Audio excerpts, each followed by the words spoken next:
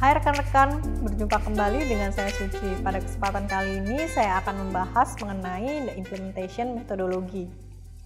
Pada sesi ini rekan-rekan diharapkan mampu menyatakan kembali langkah-langkah metodologi enterprise arsitektur. Jadi metodologi EA ini adalah bicara mengenai metode enterprise arsitektur yang mendefinisikan bagaimana arsitektur akan diimplementasikan dan digunakan, termasuk pemeliharaan ataupun pemilihan kerangka kerja, standar, alat, dan repositori. Nah, kemudian masuk kepada kerangka enterprise arsitektur itu sendiri, merupakan struktur grafis dan deskripsi yang menunjukkan ruang lingkup arsitektur, apa yang disertakan dan hubungan bagian-bagiannya dari sisi domain dan komponen. Jadi metode enterprise arsitektur adalah deskripsi langkah demi langkah tentang bagaimana program dibuat dan dijalankan dan bagaimana tampilan arsitektur saat ini maupun masa depan dikembangkan, dipelihara dan digunakan. Jadi program enterprise arsitektur memiliki banyak elemen dan kunci keberhasilannya adalah menggunakan metodologi implementasi yang terperinci untuk memulai dan memandu proyek enterprise arsitektur. Metodologi enterprise arsitektur yang dijelaskan pada pembahasan ini digeneralisasikan sehingga dapat digunakan di berbagai organisasi. Nah, jadi organisasi harus mendiskusikan beberapa hal berikut sebelum memulai.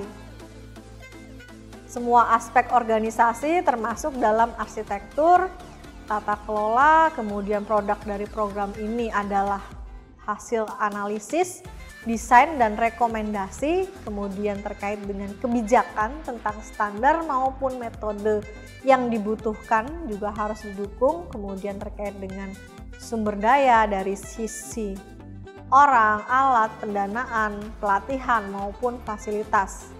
Kemudian organisasi juga harus mempertimbangkan terkait dengan pembuatan arsitektur sendiri ataupun menggunakan konsultan ya. Kemudian beberapa produk juga memerlukan pembaruan secara rutin.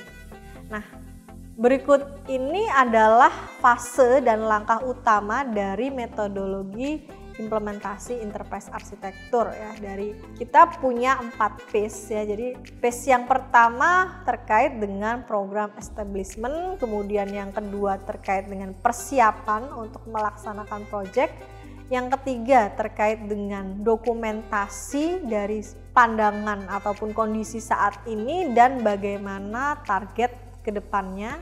Kemudian di phase yang keempat adalah terkait dengan bagaimana menggunakan dan memelihara arsitektur itu sendiri. Nah, dalam phase yang pertama terkait dengan program establishment terdapat 5 langkah.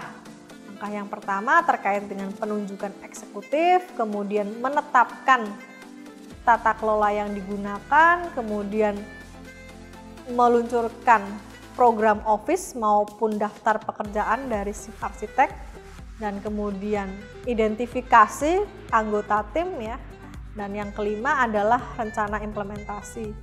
Selanjutnya untuk phase yang kedua itu terdiri dari beberapa langkah ya, persiapan untuk melaksanakan project seperti yang bisa kita lihat. Nah, kemudian di phase yang ketiga ini juga terdiri dari langkah 11 sampai dengan langkah 15 ya.